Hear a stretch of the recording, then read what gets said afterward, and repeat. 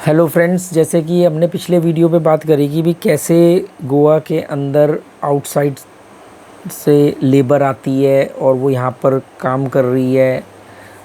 वो अपने हिसाब से अपने रोज़गार के लिए काम कर रही है, पर कहीं ना कहीं उसका इम्पैक्ट गोवंस पर पड़ता है, क्योंकि उनका लाइफस्टाइल भी थोड़ा सा ऐसा होता है। गोवा के अंदर लोग पान और गुटखा बहुत कम खाते हैं, बहुत कम खाते हैं।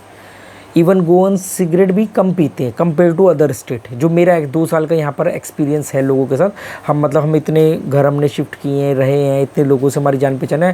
मतलब हमारे टच में एक भी गोवंस ऐसा नहीं है जो सिगरेट पीता हो। मेरे टच में जितने भी मेरे दोस्त हैं ये सब ठीक है। और पान गुटखा का तो मतलब ही नहीं बनता। ऐसा नहीं कि नहीं खाते होंगे या नहीं सिगरेट पीते होंगे, ये नहीं मैं कह रहा हूँ, पर बहुत कम। पर जो लेबर्स आती है फिर उनका जो लाइफस्टाइल है, फिर वो चीज़ें लोग इनको इरिटेट करती हैं। ठीक है, हाँ, बियर वगैरह ये लोगों के लिए आम बात है। अब मैं आपसे बात करूँगा कैसे अपर लेवल के जो सुपर रिच लोग हैं, जो ठीक ठाक पैसा कमा चुके हैं, वो लोग कैसे गोवा को बहुत तेज़ी से बदल रहे हैं। और ये गोवा हर 6 महीने बाद आप आओगे तो आपको गोवा बदला हुआ दिखेगा। मैं तो यहाँ पर हर कुछ दिन बाद बदलता हुआ देख रहा हूँ। तो मैं ये कैलकुलेशन लगा पा रहा हूँ, इंटेलेक्ट होने की वजह से कैलकुलेशन लगा पा रहा हूँ कि 3 साल बाद गोवा क्या होगा। शहर फैल रहे हैं, गोवा एक ब्रांड बन चुका है। पिछले 30 साल के अंदर बॉलीवुड ने और इंटरनेट आने का, यूट्यूब आने के बाद तो गोवा की तो एकदम लॉटरी लग गई। तो क्या हुआ कि इतना क्राउड, बेपना क्राउड आ रहा है, फिर क्राउड आ रहा है तो इन्वेस्टर भी आ रहे हैं। तो हाल इतना बुरा हो चुका है कि मैं सोच रहा हूँ कि 3 साल बाद ये गोवा कंक्रीट का जंगल बन जाएगा। फिर भीड़ मूव करेगी साउथ गोवा की तरफ। अभी साउथ गोवा में कम बदलाव हो रहे हैं, मैं नॉर्थ गोवा की मेन बात कर रहा हूँ, क्योंकि साउथ गोवा अभी भी थोड़ा सा अनटच गोवा है। वहाँ पर भी जा रहा है भीड़, समझ लो 90% यहाँ आ रहा है तो 10% वहाँ जा रहा है, जो इन्वेस्टर हैं, जो भी। देखो, गोवा के अंदर आप यूपी से हो, आप बिहार से हो, आप पंजाब से हो, आप हरियाणा से हो, अगर आपने यहाँ पर कोई भी प्रॉपर्टी ख़रीदी है, कोई भी बिज़नेस मॉडल शुरू किया है, कोई भी काम शुरू किया है, यहाँ पर आए हो, आपको एक ही बात बोली जाएगी, एक ही नाम से पुकारा जाएगा, दिल्ली वाले। मतलब दिल्ली वाले बोलते हैं ज़्यादातर, इनके लिए दिल्ली वाले थे। चाहे वो हरियाणा से है, पंजाब से है, यूपी से है, कहीं से भी हो, दिल्ली वाले हैं। बिहार से हैं, दिल्ली वाले। मतलब जितने भी हिंदी भाषी राज्य नॉर्थ इंडिया से लोग आते हैं, उनको ये दिल्ली वाले कहते हैं। क्यों दिल्ली वाले कहते हैं? क्योंकि सबसे ज़्यादा यहाँ पर जो प्रॉपर्टियाँ ख़रीदी हैं और ख़रीद रहे हैं तेज़ी से, वो दिल्ली वाले ख़रीद रहे हैं, बहुत तेज़ी से ख़रीद रहे हैं। मतलब इतनी तेज़ी से ख़रीद रहे हैं कि मैं जिस रोड से गुजरा हूँ, और हम वहाँ पर, मतलब जब हम आए थे तो हम जो हरियाली देखते थे कि अरे वो अब हमारे लिए तो वो हरियाली है, अब वो किसी का प्लॉट है, खाली पड़ा था, वहाँ पर धड़ाधड़ धड़ाधड़। और इतनी तेज़ी से कंस्ट्रक्शन होती है गोवा के अंदर कि 3 महीने के अंदर तो 2-3 मंजिल का मकान बना के ख़त्म कहानी। ये तो शुक्र है कि गोवा के रूल थोड़े स्ट्रिक्ट हैं, आसानी से परमिशन नहीं मिलती है, बहुत सारी परमिशंस लेनी पड़ती है, और FAR भी कम है। तो मतलब जो जगह खाली थी, जहाँ से गुजरते हुए बड़ा अच्छा एहसास होता था, वहाँ पर दुकानें बन गई हैं, या वहाँ पर लोगों ने घर बना लिए हैं बहुत तेज़ी से। किसी ने अपने लिए विला बना लिया, किसी ने वहाँ पर अपने लिए फ्लैट बना लिए हैं, फ्लैट लेकर के किराए पे दे दिए। मतलब वो जो होता है ना, Airbnb पे डाल दो या booking.com पे डाल दो, वो सब चीज़ें टूरिस्टों के लिए। और कुछ जो सुपर रिच लोग हैं उन्होंने अपने लिए कर लिया। आसा गाँव तो इतना महंगा, वहाँ तो बहुत कई सेलिब्रिटी आ गई है रहने। उसके बाद में आसा गाँव तो समझ लो कि जैसे दिल्ली का लुटियन जोन, वो वाला हाल हो गया है। तो इतनी तेज़ी से नॉर्थ इंडियन जिनके पास बहुत पैसा है, वो यहाँ पर आकर इतनी तेज़ी से मकान खरीद रहे हैं। 300 मीटर का प्लॉट, 500 मीटर का प्लॉट, 1000 मीटर का प्लॉट, और उसको धड़ाधड़ बना रहे हैं। और बहुत सारे तो नॉर्थ इंडियंस ने बिज़नेस कर दिया, प्रॉपर्टी डीलर बन गए हैं। यहाँ पर मैं बहुत सारे नॉर्थ इंडियंस को जानता हूँ, मुझे बहुत सारे कसिनों में मिलते हैं, जो गोवा में आके प्रॉपर्टी का बिज़नेस कर रहे हैं, क्योंकि उनके पास गोवन के कॉन्टैक्ट्स हैं, और उधर से उनके पास अपने नॉर्थ इंडिया के कॉन्टैक्ट्स हैं, जहाँ से भी हैं वो। तो वो बस वहाँ के लोगों को, यहाँ पर उनको एक बंदा चाहिए यहाँ पर मीडिएटर, क्योंकि गोवन के साथ बहुत जल्दी इजीली कम्युनिकेट करना ठीक नहीं है। गोवन को डायरेक्ट ट्रस्ट नहीं होता, और उनको भी गोवन्स पे ट्रस्ट नहीं है। लैंग्वेज प्रॉब्लम है, प्रेजेंटेशन का प्रॉब्लम रहता है। मेरे को कितनी ऑफ़र आई है, मतलब कम से कम ज़्यादा नहीं तो 8 से 10 ऑफ़र आ चुकी हैं कि आप हमारे लिए यहाँ पर प्लॉट ढूंढ दो, आप हमारे लिए यहाँ पर मकान ढूंढ दो, आपको यहाँ पे 2% कमीशन का रेट चलता है, हम 2% कमीशन देंगे आपको। क्योंकि हमें आप पे भरोसा है और आप जो भी चीज़ दोगे वो हमें सही दोगे और ऐसे।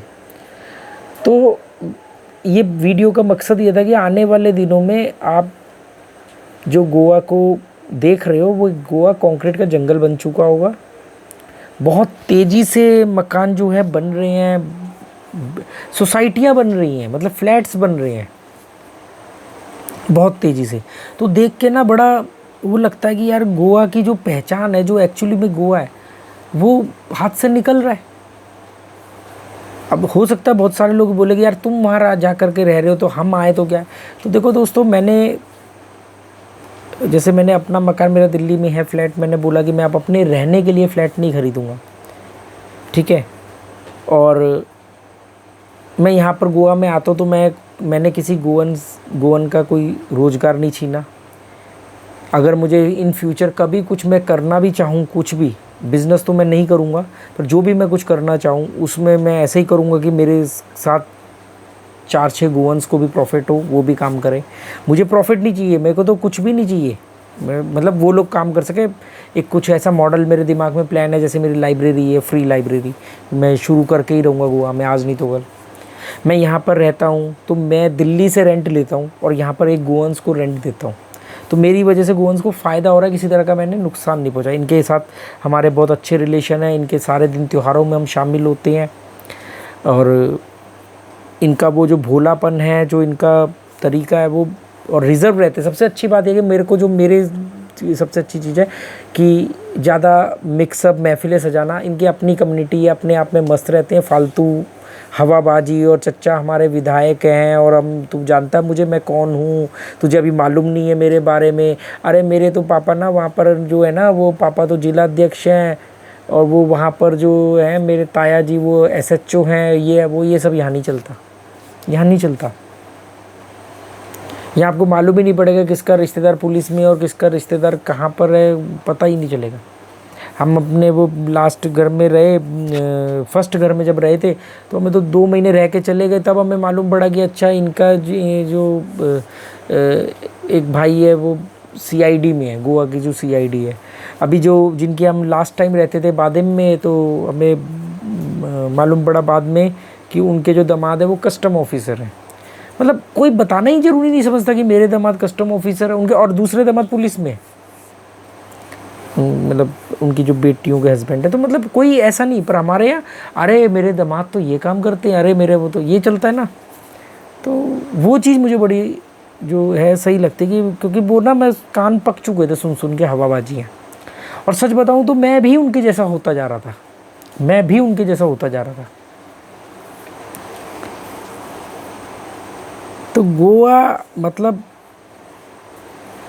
आने वाले दिनों में आपको वो गोवा नहीं देखने को मिलेगा। और ये जो लोग ले रहे हैं ना, इनको कोई नेचर वेचर से प्यार नहीं है, ये सब बेवकूफ़ बना रहे हैं अपने आप को कि हम तो यहाँ पे आके इसलिए रह रहे हैं। ये आधे जितने लोग प्रॉपर्टी खरीद रहे हैं, ये आधे लोग तो इसमें से रीसेल कर देते हैं, क्योंकि वो ले लेते हैं जोश में आके। बाद में उनको मालूम है गोवा में जब 4 महीने बारिश होती है या जब टूरिस्टों का हाहाकार होता है नवंबर दिसंबर में, तो मतलब नहीं, उनको यहाँ मॉल नहीं है, पिक्चर हॉल नहीं है, मतलब इक्के दुक्के हो जाए तो हो जाए, तो वो नहीं रह पाते। ले तो लेते हैं प्रॉपर्टी, तो फिर वो आधे तो बेच देते हैं और आधे जो हैं वो लेके खाली पड़े रहते हैं।